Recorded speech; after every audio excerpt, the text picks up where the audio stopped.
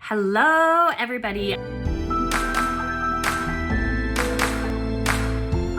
going to give you tools, tricks, remedies, and knowledge for helping out with your common ailments that you have in your household. And it could be anything from dealing with lice, with warts, from strep throat, for burns, for bug bites, you name it, the list goes on. And these are things that I have used in my household and different tools that I have recommended my clients over the last 15 to 20 years.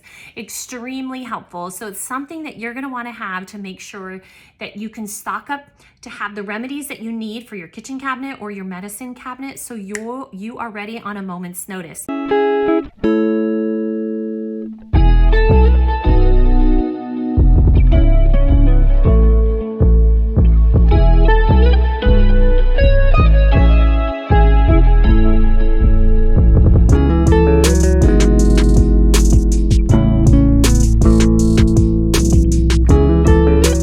I'm excited to share with you guys all the tools and remedies that I have perfected over the years so that you can be more prepared in your household. So cheers to more knowledge, wisdom, and learning.